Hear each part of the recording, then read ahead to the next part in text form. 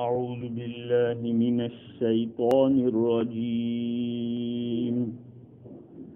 بسم الله الرحمن الرحيم.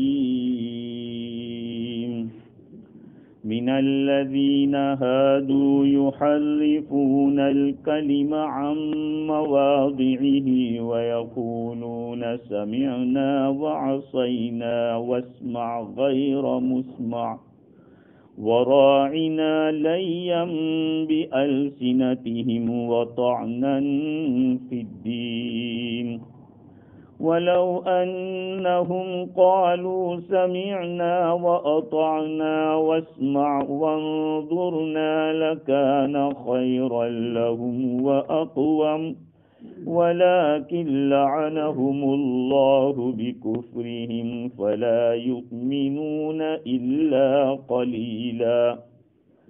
يا أيها الذين أوتوا الكتاب آمنوا بما نزلنا مصدقا لما معكم من قبل أن نطمس وجوها فنردها على أدبارها أو نلعنهم كما لعنا أصحاب السبت وكان أمر الله مفعولا. صدق اللہ العظیم. بزرگوں، پیارے بھائیوں، گفتگو ہماری یہ چل رہی تھی کہ حضور اکرم صلی اللہ علیہ وسلم کے بارے میں تورات کے اندر بہت ساری خوبیاں بیان کی گئی. موسیٰ علیہ السلام کو جو کتاب دی گئی تھی اس کا نام تورات تھا، اور جوئس لوگ تو آج کے زمانے میں یہود کہلاتے ہیں، جوئس، وہ تورات کو مانتے ہیں.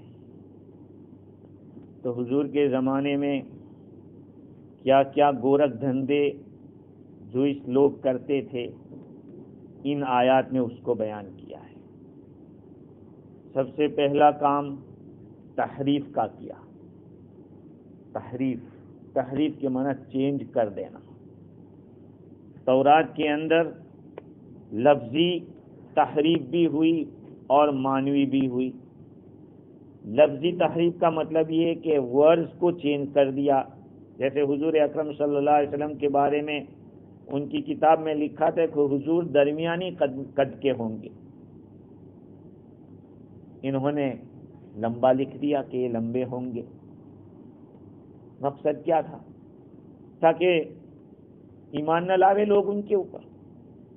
حضور کے کلر کے بارے میں تھا کہ بہت خوبصورت ہوں گے، تو انہوں نے کلر کے بارے میں دوسرا لفظ لکھ دیا کہ گیہوں جیسا کلر ہوگا.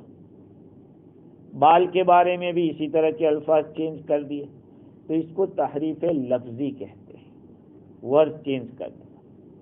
اور ایک کے میننگ چینج کر دینا کہ معنی کچھ ہو رہا ہے اور انہیں معنی دوسرا مراد لیا. تو یہ ان لوگوں کی شرارتوں میں سے ہے. حضور اکرم صلی اللہ علیہ وسلم کے ساتھ بھی گستاخانہ اس طرح کی حرکتیں کرتے تھے کہ جس کے اندر بولتے کچھ تھے اور مراد کچھ لیتے تھے. کبھی کبھی ٹون بدلنے سے بھی معنی بدل جاتا ہے. لو آ گئے، ایسا کہا کہ لو آ گئے، تو لو آ گئے، یہی ایک لفظ ہے، لیکن اس کا جو ٹون بدلا تو معنی بدل جاتا ہے. اس طرح سے یہ لوگ بھی حضور اکرم صلی اللہ علیہ وسلم کی مجلس میں آتے تھے اور ان کا مقصد یہ ہوتا تھا کہ جو معنی برا ہے وہ مراد لے. اب بیچارے بھولے والے صحابہ جو سامنے بیٹھے ہوتے وہ سوچتے کہ تو بڑی اچھی تعریف کر رہے ہیں. دونوں طرح کی ان لوگوں کے اندر گمراہی پائی جاتی تھی. تحریف کے بارے میں الفاظ بدلنا تھا، اس کے ساتھ ساتھ معنی بدلنے کا تھا. اور تیسری چیز یہ کرتے تھے کہ حضور صلی اللہ علیہ وسلم کے پاس آتے، حضور سے کچھ پوچھتے اور جو حضور بتلاتے اس کو بدل کے لوگوں کو جا کے بتلاتے تھے کہ آج تو اس طرح کی بات ہوئی. اسی کو اللہ تعالیٰ نے پہلی آیت کے اندر بیان کیا، من الذین ہادوا یحرفون الکلم عن مواضعہ، ان لوگوں میں سے جو یہودی ہوئے وہ کلام کو اپنی جگہ سے بدل دیتے ہیں، تحریف کر دیتے ہیں۔ تحریف کے یہی معنی، تورات میں تحریف جیسے ہوئی بائبل میں بھی ہوئی، بائبل میں بھی چینجنگ بہت ہوئی ہے۔ یہ صرف قرآن مجید ایک ایسی کتاب ہے کہ قرآن نے اللہ تعالیٰ نے وعدہ کیا ہے کہ میں اس کی حفاظت میں کروں گا، نہ اس کا نقطہ ڈاٹ بدل سکتا ہے، نہ اس کا کوئی زبر زیر بدل سکتا ہے، اس لیے کہ مسلمان کا بچہ بچہ حافظ ہے۔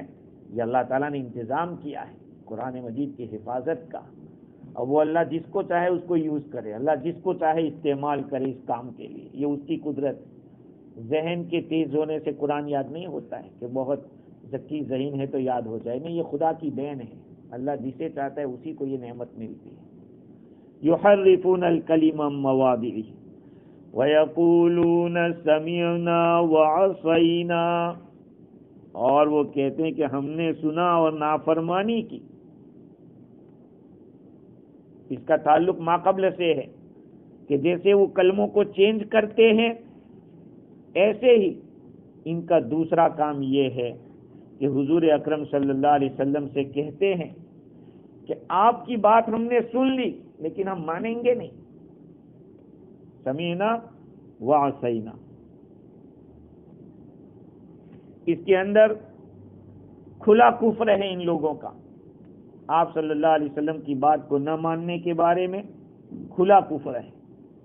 ایک مطلب یہ بھی ہو سکتا تھا کہ وہ حضور صلی اللہ علیہ وسلم کے پاس آ کے کہتے کہ سمینا سمینا، ہم نے سن لیا، اور اپنے ساتھیوں کے پاس جا کے کہتے سنا کرنا کس کو ہے، ہم نہیں مانیں گے، ہم اطاعت نہیں کریں گے۔ اور ایک مطلب علماء نے یہ بھی لکھا ہے کہ حضور اکرم صلی اللہ علیہ وسلم کے صحابہ کے پاس یا اپنے ساتھیوں کے پاس جا کے کہتے، یہ تو حضور کے سامنے کہتے کہ ہم نے سنا، اور اپنے ساتھیوں کے پاس جا کے کہتے کہ ہم نہیں مانیں گے، یہ اپنے ساتھیوں کے پاس جا کے کہتے کہ ہم نے سنا لیکن مانیں گے نہیں۔ تو یہ ان کا نفاق ہے، سامنے کچھ پیچھے کچھ، یہ ان کا نفاق کہلائے گا، اسی کو نفاق کہتے ہیں۔ وَاسْمَعْ غَيْرَ مُسْمَعْ، وَاسْمَعْ غَيْرَ مُسْمَعْ، آپ سنیے اس حال میں کہ آپ کو سنا نہ جائے یا آپ کو سنایا نہ جائے، اس طرح کے الفاظ، آپ سنیے اس حال میں کہ آپ کو سنایا نہ جائے۔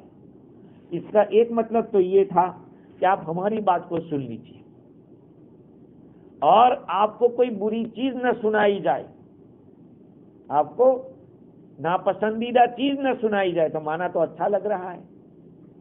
اور ایک معنی یہ تھا حضور اکرم صلی اللہ علیہ وسلم سے کہتے کہ اسمع، آپ سنیے، اور اپنے دل میں کہتے کہ لا سمیع، یعنی آپ بہرے ہو جاؤ۔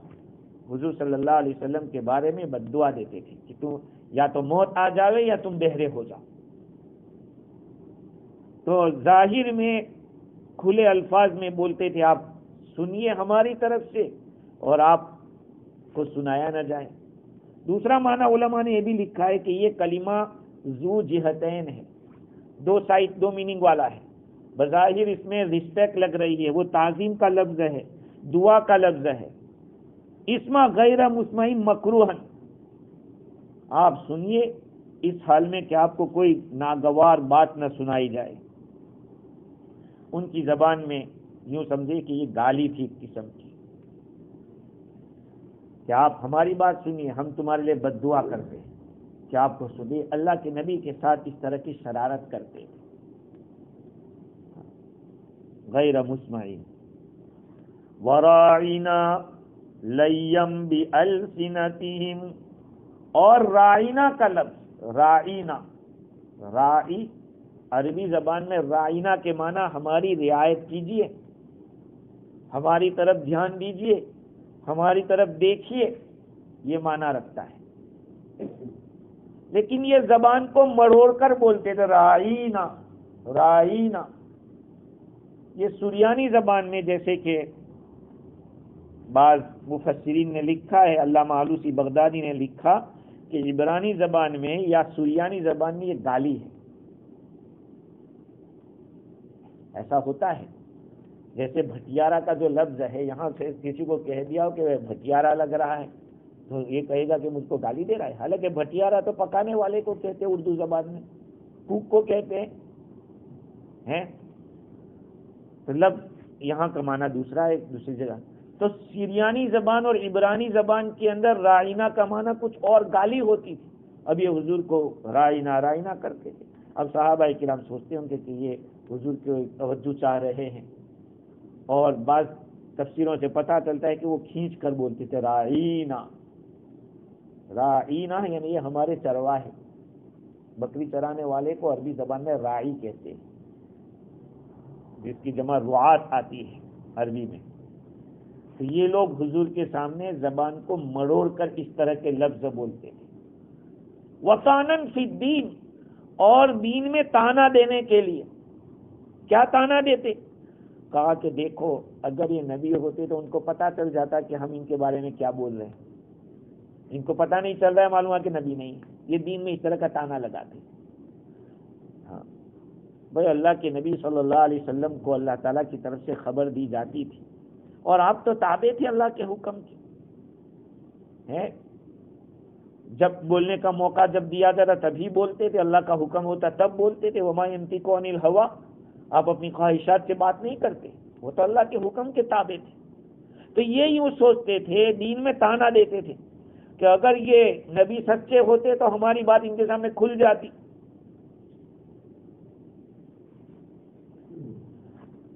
اللہ تعالیٰ فرماتے ہیں کہ یہ جو لفظ بولے الٹے الٹے 3 جگہ پہ بولے ہیں. سمینا و عصینا، ہم نے سنا اور نہیں مانا. اسم غیر مسمع، آپ سنیے اور اس حال میں کہ آپ کو سنایا نہ جائے. اور تیسرا وراعینا. اللہ تعالیٰ فرماتے کہ اس کی جگہ کو دوسرا اچھا بولتے تو ان کے لیے بہتر تھا. وَلَوْ أَنَّهُمْ قَالُوا سَمِعْنَا وَأَطَعْنَا، اگر وہ لوگ یوں کہتے کہ ہم نے سنا اور ہم نے اطاعت کی، ہم نے مان لیا، یہ کہتے. وَاسْمَعْ، اتنا ہی بولتے کہ سنیے ہماری طرف سے. وَانظُرْنَا، رائنا کی جگہ وَانظُرْنَا، کیا آپ ہماری طرف دیکھیے، ہماری طرف توجہ دیجیے. لَكَانَ خَيْرًا لَهُمْ وَأَقْوَمْ، یہ ان کے لیے بہتر ہوتا اور موقع کی بات ہوتی، درست ہوتا. یعنی یہ موقع تھا، جیسے موقع کے مناسب بات ہونی چاہیے، تو یہ بات ہوتی تو موقع کے مناسب تھی، درست بات تھی. وَلَكِنْ لَعَنَهُمُ اللَّهُ بِكُفْرِهِمْ، لیکن اللہ تعالیٰ نے ان کے اوپر لعنت بھیجی ہے ان کے کفر کی وجہ سے. فَلَا يُؤْمِنُونَ إِلَّا قَلِيلًا، لہذا ان میں سے تھوڑے ہی لوگ ایمان لائیں گے. اسی لیے کفار اور مشرکین میں سے جتنے لوگ ایمان لائے اتنے یہود و نصارہ میں سے نہیں لائے. اہل کتاب میں سے اتنے زیادہ اسلام میں داخل نہیں ہوئے ہیں جتنے کافر اور مشرک لوگ داخل ہوئے ہیں، کیونکہ یہ تو اپنے کو سمجھتے تھے کہ ہم تو جانتے ہیں ہمارے پاس کتاب موجود ہے، ہم تو اہل کتاب ہیں، ہم بھی نبی کو مانتے ہیں. ہاں اسی لیے کہا جاتا ہے کہ بدعتی کو جلدی توبہ کی توفیق نہیں ہوتی. بدعت کرنے والا اس کو جلدی توبہ کی توفیق نہیں ہوتی، اس لیے کہ وہ تو صحیح سمجھ کے کر رہا ہے. بھائی دین کا کسی چیز کو دین سمجھ کے کرو، وہ دین بھی تو ہونا چاہیے. وہ دین نہیں اور آپ کرتے ہی چلے جاؤ تو فائدہ کیا ہوگا؟ وہ وہاں سے واپس آئے گا ہی نہیں. وہی کہے گا کہ ہمارے ابا اور دادا کر رہے تھے، یہ کیسی نئی بات کر رہے ہیں. ہمیں تو اللہ کے نبی نے کیا ہے یا نہیں، قرآن میں حکم ہے یا نہیں، حدیث میں ہے یا نہیں، یہ دیکھنا ہے. ہم اس کے تابع ہیں، باپ دادا کے تابع نہیں ہیں. باپ دادا کھیتی کرتے تھے تو پھر آدمی ٹیچر کیوں بنتا ہے، نوکری کیوں کرتا ہے؟ کرتے ہیں کہ نہیں. کوئی ڈاکٹر بنتا ہے، کوئی لائر بنتا ہے، کیوں بھائی باپ دادا نے تھوڑی کیا تھا. لیکن یہاں پیسہ دکھتا ہے کہ ہاں اس میں سیلری آئے گی، طلب آئے گی. سمجھ رہے ہیں بات کو؟ دین کے معاملے میں کیوں سمجھ میں نہیں آتا؟ یاد رکھو حضور اکرم صلی اللہ علیہ وسلم نے ارشاد فرمایا ہے کہ میری امت اہل کتاب کے ساتھ حزوم بن نالم بنالم، جیسے کہ جوتے کو ایک جوتے کے ساتھ جب آدمی جوتا بناتا ہے تو ایک جوتا بنانے کا دوسرے کے ساتھ ملاتا ہے کہ برابر ہے، ایک چھوٹا بڑا تو نہیں ہو گیا ہے، کیونکہ کسی ایسا آدمی تو آئے گا نہیں کہ جس کا ایک پاؤں بڑا ہو ایک چھوٹا ہو، وہ خریدنے کے لیے تو آئے گا نہیں، تو جوتے تو ایسے ہی بنائے جائیں گے کہ ایسے ہسبینڈ نالم بنالم ایسے کر کے دیکھتا ہے۔ حضور نے فرمایا کہ میری امت وہ کرے گی جو دوسری قوموں نے کیا، یہاں تک کہ اگر اس امت میں کوئی اپنی ماں کے پاس گیا ہوگا تو اس امت میں بھی ایسے بدبخت پیدا ہوں گے جو اپنی ماں کے پاس جائیں گے۔ اب ظاہری بات ہے کہ انہوں نے ایسا کیا ہے تو اس امت میں بھی ایسے لوگ پیدا ہونا یقینی ہے کہ جو علم ہوتے ہوئے بھی صحیح راستے پہ نہیں آئیں گے۔ ان کے پاس کتاب کا علم تھا، کتاب تھی، تورات تھی، انجیل تھی، حضور اکرم صلی اللہ علیہ وسلم کی صفات ان کی کتابوں میں لکھی ہوئی تھی کہ نبی ایسے آئیں گے، ان کی یہ صفات ہوں گی۔ جیسے میں نے لاسٹ دفعہ عرض کیا تھا کہ حضرت عمر جیسے صحابہ کا بھی تذکرہ تھا کہ ایسی قسم کے ان کے ساتھی ہوں گے۔ اس لیے اس امت کے اندر بھی علم کو صحیح استعمال نہ کرنا اس کی سخت وعید آئی ہے۔ حضور اکرم صلی اللہ علیہ وسلم نے ارشاد فرمایا من تعلم علما لا يبتغي به وجه الله لا يتعلمه الا ليصيب به عرضا من الدنيا لم يجد عرف الجنة اي ريحها۔ حضور اکرم صلی اللہ علیہ وسلم کا ارشاد ہے کہ جس آدمی نے علم اس لیے سیکھا تاکہ اس کے ذریعے مال کمائے، اللہ کی رضامندی کا مقصد نہیں ہے۔ جو آدمی علم حاصل کرتا ہے ایسا علم جس سے اللہ کی خوشنودی مطلوب نہیں ہے، وہ اس لیے سیکھتا ہے تاکہ دنیا کا کچھ سامان حاصل کر لے، اس کو جنت کی خوشبو نہیں ملے گی۔ علم نافع جس کو اسی لیے کہا گیا ہے کہ علم نافع مانگو اللہ تعالیٰ سے، ایسا علم مانگو جو نفع دینے والا۔ نفع دینے والا علم کون سا ہے؟ تفسیر روح البیان میں شیخ شاذلی رحمۃ اللہ علیہ کے حوالے سے لکھا کہ علم نافع وہ ہے کہ جس سے مدد لی جائے اللہ کی بندگی پر، اللہ کی طاعت پر مدد حاصل کی جائے۔ علم دین حاصل اس لیے کرو تاکہ اس کے ذریعے اللہ کا کہنا مانے، اللہ کی طاعت پر مدد لی جائے، اور پھر اللہ تعالیٰ کا ڈر پیدا کرے اور اللہ تعالیٰ کے حدود کے اوپر آدمی کو کھڑا کرے، اور وہ اللہ کا تعلق ہے، معرفت باللہ، اللہ تعالیٰ کے ساتھ پہچاننے کا علم ہے کہ یہ حاصل کرنے کی ضرورت ہے۔ ورنہ اہل کتاب نے بھی بہت کتابیں پڑھی، اور آج کے زمانے میں آپ کو پتہ نہیں ہے جتنا کتاب و سنت کے اوپر ریسرچ دوسری قومیں کر رہی ہے، ہم تو آرام سے بیٹھے۔ بڑے افسوس کے ساتھ میں یہ بات کہہ رہا ہوں کہ ہم مسلمانوں کے لیے بہت بڑا المیہ ہے۔ انگریزوں نے اپنی انگریزی زبان کو اتنا رواج دیا کہ پوری دنیا کے کسی بھی کونے میں جاؤ تو ایئرپورٹ کے اوپر آپ کو اگر فارم فل کرنا ہے تو انگریزی میں کرنا پڑے گا۔ اور ہم اتنے گرے ہوئے لوگ ہو گئے کہ مجھے یاد ہے اچھی طرح سے کہ آج سے 25 سال پہلے جب میں عمرے کے لیے گیا، نیا فارغ ہوا تھا، مدرسے کی طرف سے انعام ملا تھا، عمرے میں گیا تو میں ایئرپورٹ پہ جدہ ایئرپورٹ پہ اترا، میں نے فارم فل کیا عربی میں، کہا کہ گو ان انگلش۔ اب افسوس کی بات ہے، خوش ہونا چاہیے کہ ہمارے ملک کی زبان کوئی دوسرا آدمی جانتا ہے، کہا نہیں انگریزی چاہیے۔ اب سوچیے، تو ان لوگوں نے اپنی انگریزی پر اتنی محنت کی کہ پوری دنیا کے اندر انگریزی کا ایک کا بول گیا، لیکن ہم نے عربی کو ایک مسلمان کو کہے کہ اس کا ترجمہ کیا وہ نہیں جانتا ہے۔ یہ افسوس ہے ہمارے لیے، ہماری قرآن کی زبان عربی ہے، ہونا تو یہ چاہتا کہ پوری دنیا میں عربی چلا لیتے۔ ہاں، ان لوگوں نے اپنے ملکوں میں کام کرنے کے لیے شرط لگا دی، کنڈیشن کی انگریزی چاہیے، اتنے لیول کی انگریزی چاہیے، لیکن عربوں نے یہ نہیں کیا۔ کیوں؟ وہ لوگوں کو غلام بنانا چاہتے تھے کہ ہمارے نوکر بن کے رہے یہ لوگ، ہاں یہ اجمی ہے، ان کو عربی کی ضرورت نہیں۔ ہاں، تو یہ بڑے افسوس کے ساتھ کہنا پڑ رہا ہے کہ ہم نے قرآن کے لیے جو کرنا چاہے تھا وہ ہم نے نہیں کیا، عربی زبان کے لیے جو کرنا چاہے تھا نہیں کیا۔ اللہ تعالیٰ فرماتے کہ ان لوگوں کے کفر کی وجہ سے اللہ تعالیٰ نے ان پر لعنت بھیجی، اپنی رحمت سے دور کر دیا، لہذا وہ ایمان نہیں لائے مگر تھوڑا۔ اب اس کے دو معنی ہیں، تھوڑا ایمان لائے یا تھوڑے لوگ ایمان لائے، اور دونوں معنی صحیح ہے۔ عبداللہ ابن سلام رضی اللہ تعالیٰ عنہ، کعب بن اسد رضی اللہ تعالیٰ، اس طرح کے کعب کے احبار ہے، یہ لوگ ایمان میں داخل ہوئے بہت کم۔ میں نے جیسے کہا اہل کتاب میں سے اسلام میں داخل ہونے والوں کی تعداد بہت کم رہی ہے، مشرکین اور کفار زیادہ اسلام میں داخل ہوئے ہیں۔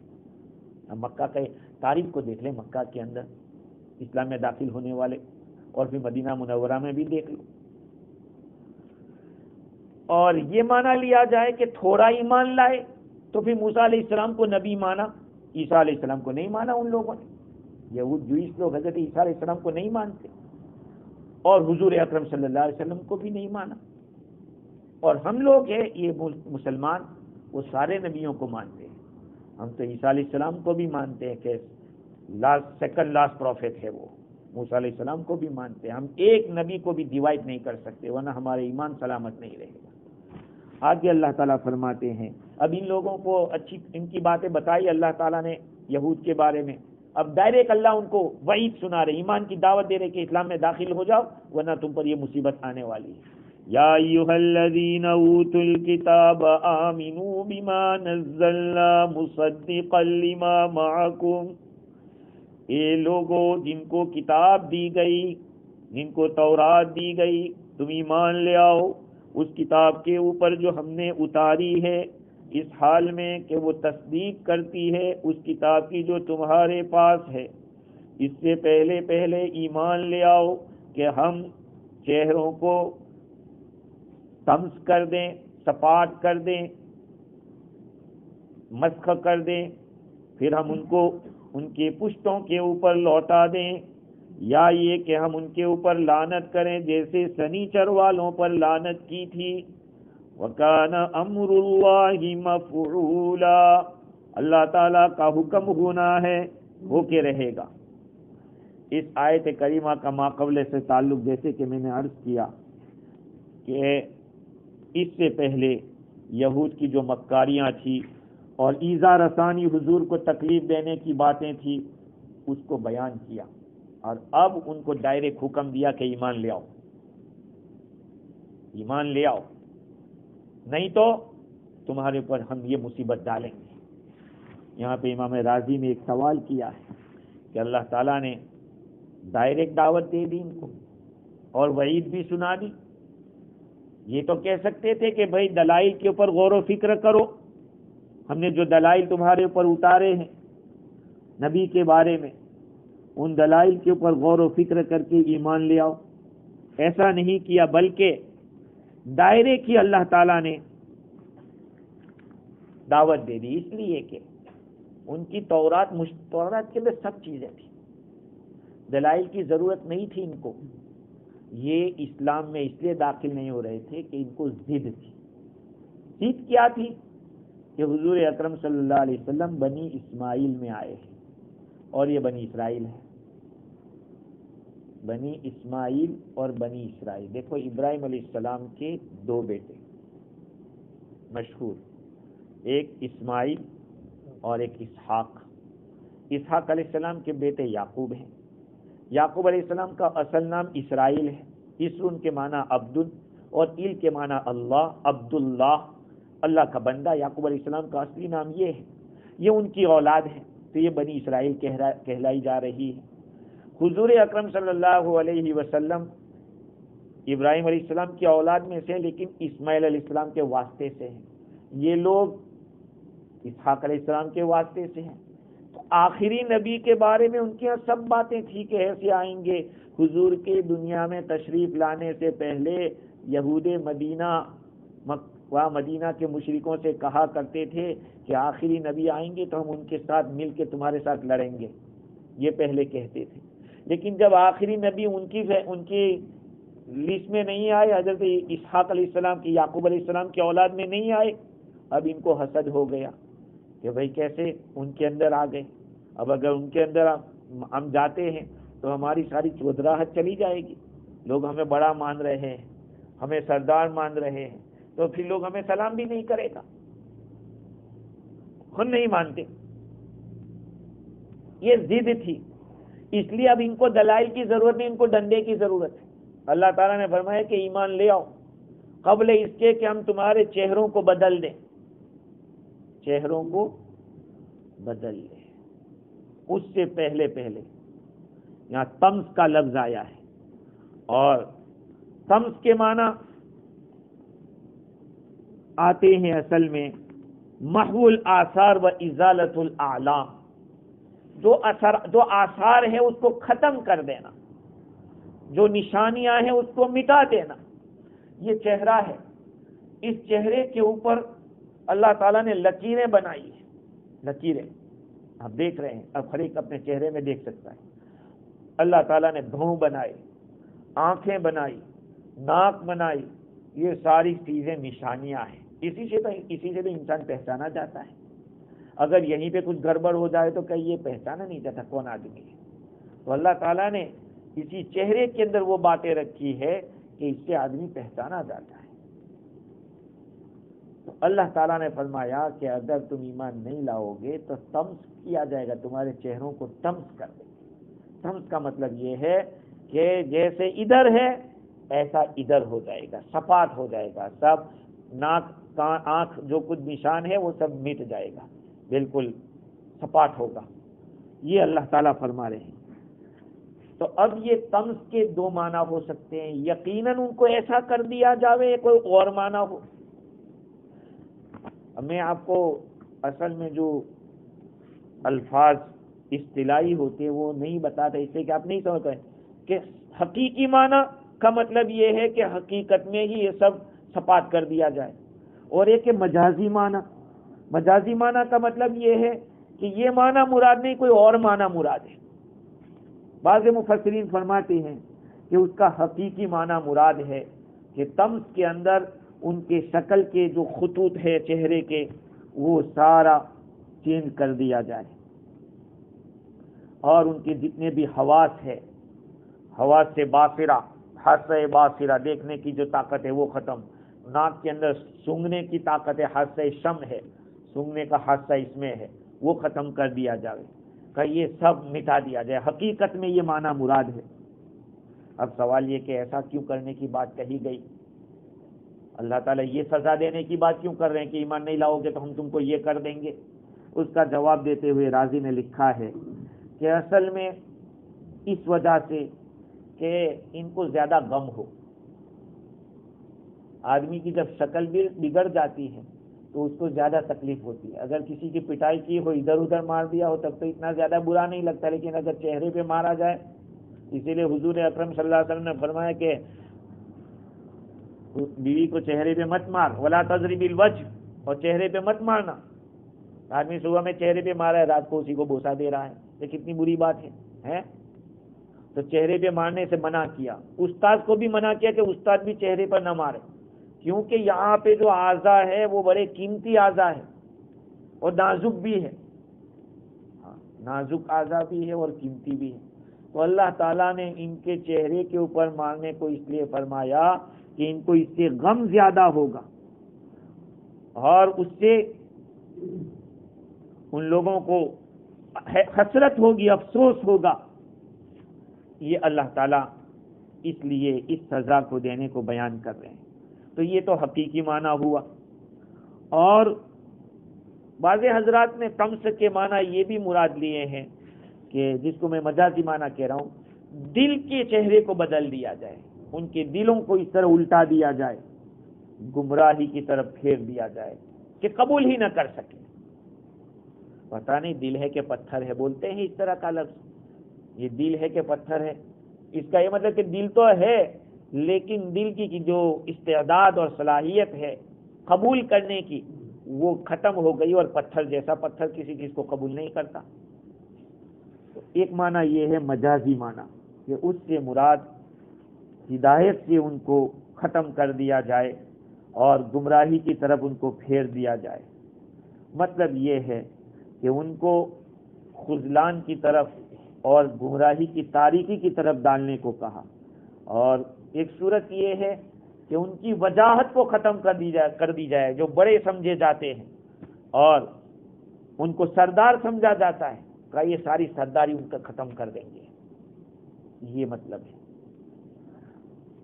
اب ایک سوال یہ ہوتا ہے کہ اگر پہلا معنی مراد لے کہ چہرہ ان کا بدل دیا جائے تو وہ تو آج تک تو بدلا نہیں ہے، تو یہ کب ہوگا؟ اس لیے بعض مفسرین نے کہا کہ قیامت سے پہلے پہلے اللہ تعالیٰ ان کے چہروں کو بدل لے گا، قیامت سے پہلے پہلے اللہ ان کے چہروں کو بدل لے گا۔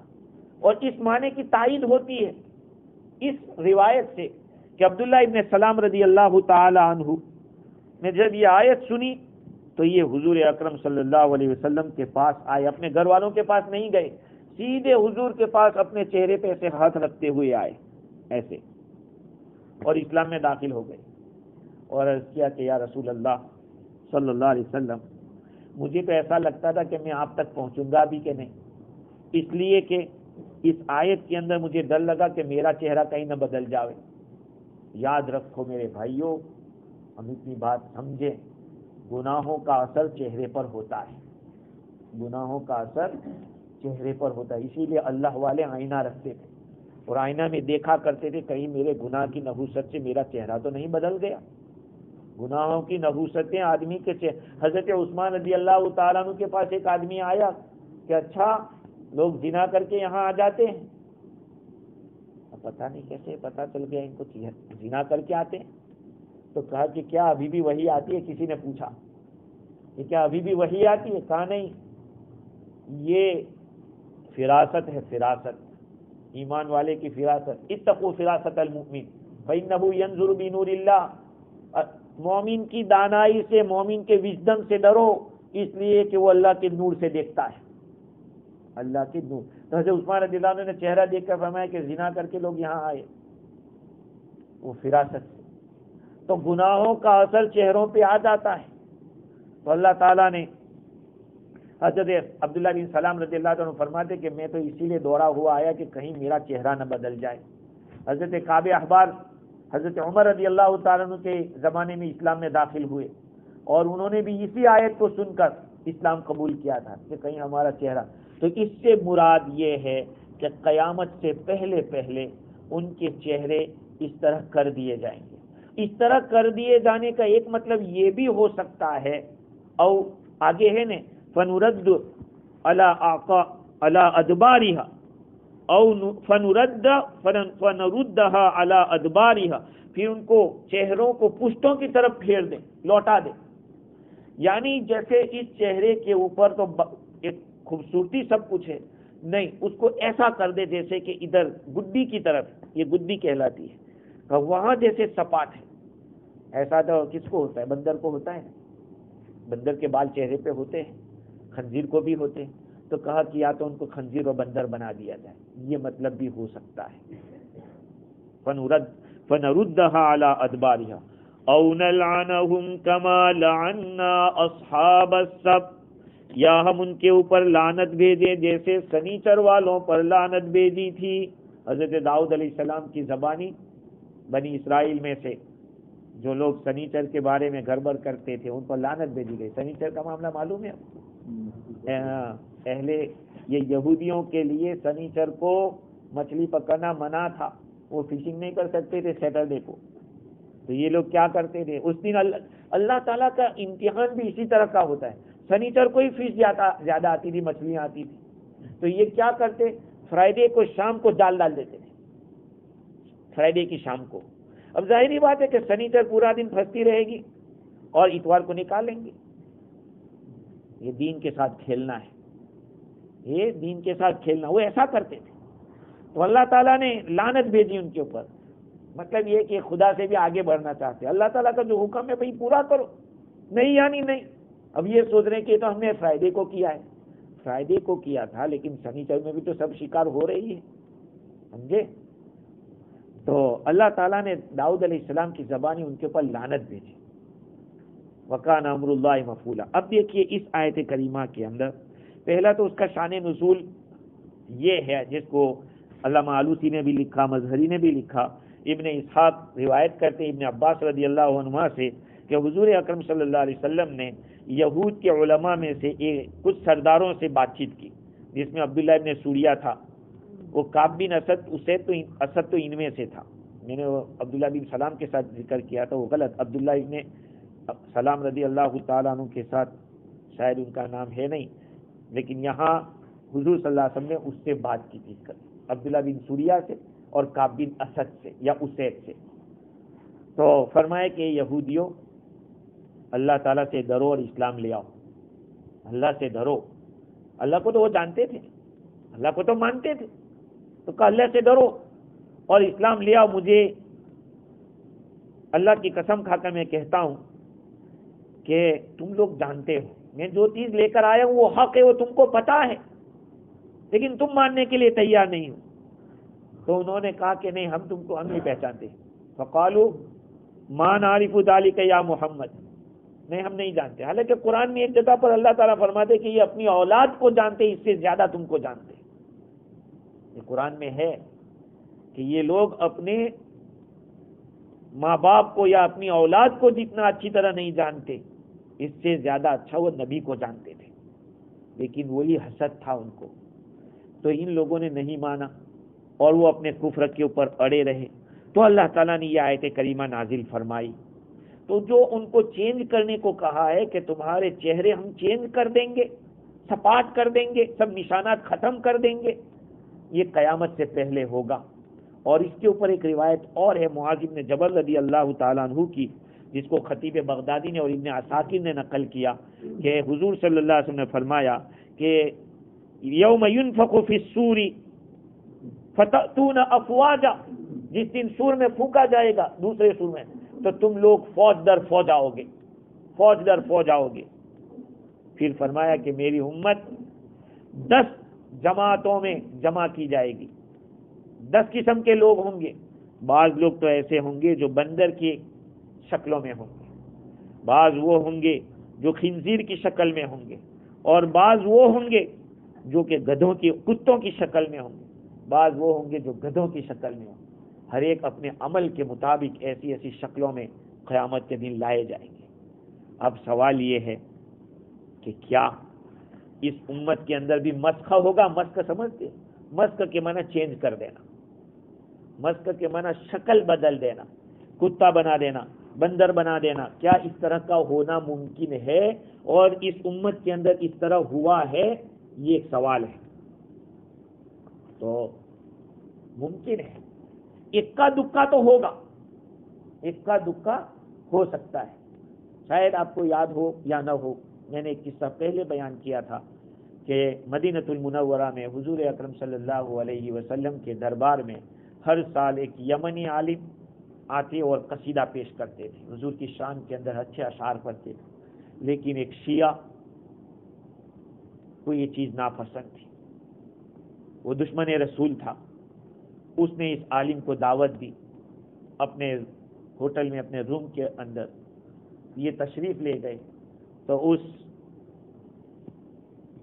کمینے نے اس عالم کی زبان کاٹ لی، اس نے زبان کاٹ لی۔ یہ اللہ والا اسی زبان کو لے کر دربار رسالت میں حاضر ہوتا ہے اور حضور اکرم صلی اللہ علیہ وسلم کے سامنے یہ درخواست کرتا ہے کہ جب تک کہ میری زبان صحیح سالم تھی تو میں آپ کے پاس آ کر یہ قصیدے میں پڑھتا تھا، لیکن آج ان لوگوں نے میری زبان کو اس طرح کاٹ دیا ہے، میں نہیں بول سکتا۔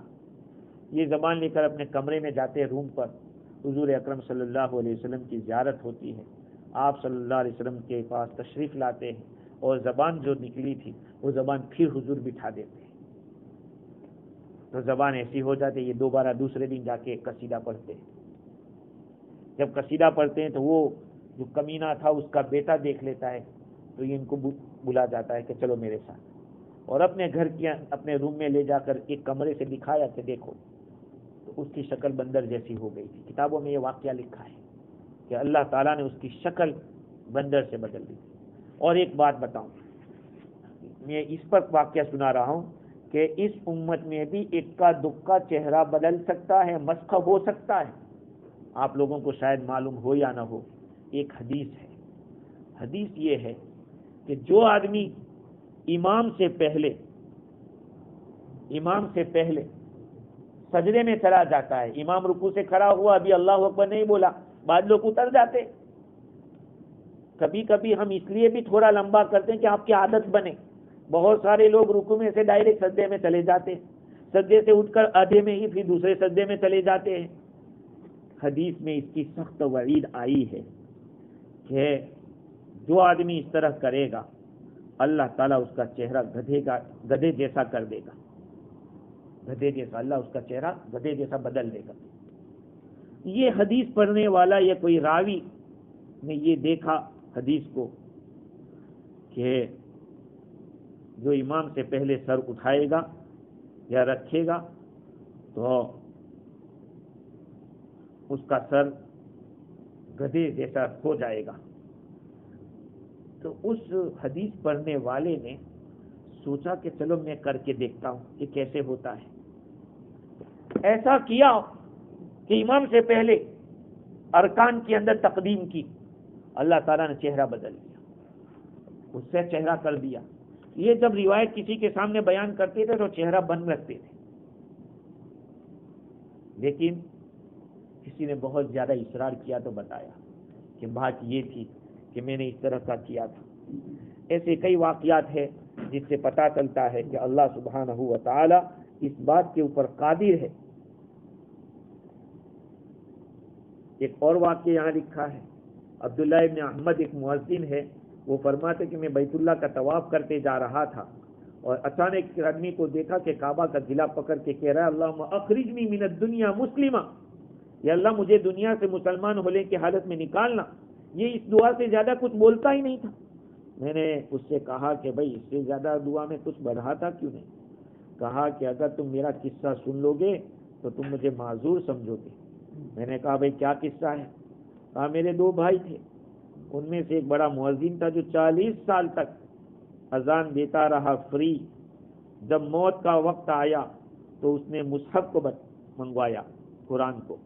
ہم نے سوچا کہ یہ کچھ برکت حاصل کرنا چاہتا ہوگا، اس کو پڑھنا چاہتا ہوگا، تو اس نے پکڑا اپنے ہاتھ سے اور اپنے ذات کو گواہی بھی لوگوں کو گواہ بنایا کہ اس کو اس سے کوئی تعلق نہیں ہے، نعوذ باللہ۔ پھر وہ دین نصرانیت کی طرف چلا گیا اور نصرانی ہو کر مرا۔ جب وہ دفن کیا گیا تو دوسرے نے 30 سال تک اذان دی۔ اس کا جب وقت آیا موت کا تو اس نے ویسا ہی کیا جیسے دوسرے نے کیا تھا، وہ بھی نصرانی پر مرا۔ اب مجھے ڈر ہے کہ کہیں میرا ان جیسا حال نہ ہو جائے، اللہ تعالیٰ میری حفاظت کرے، اس لیے میں یہ دعا کرتا ہوں۔ تو میں نے پوچھا ان سے کہ بھئی ان کا عمل کیا تھا؟ تو انہوں نے بتایا کہ یہ عورتوں کی سیکریٹ باتوں کو دیکھتے رہتے تھے، تلاش کرتے رہتے تھے، اور جو بغیر داڑھی کے بچے خوبصورت ہوتے ہیں ان کو دیکھا کرتے تھے۔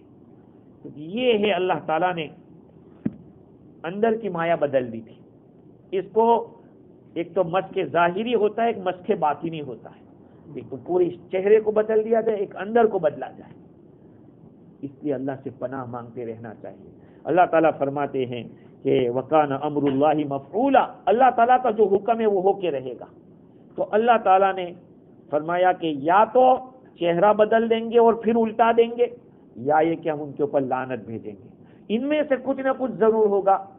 ان میں اللہ تعالیٰ نے او کے ساتھ کہا کہ یہ ہوگا یا یہ ہوگا، اور اگر چہرے نہیں بدلے ہیں تو قیامت سے پہلے پہلے ضرور ان کے چہرے بدلیں گے۔ اس لیے اللہ تعالیٰ سے پناہ مانگنا چاہیے۔ اللہ تعالیٰ مجھے اور آپ کو دین کی صحیح سمجھ عطا فرماوے اور عمل کرنے والا بناوے۔ وآخر دعوانا الحمدللہ۔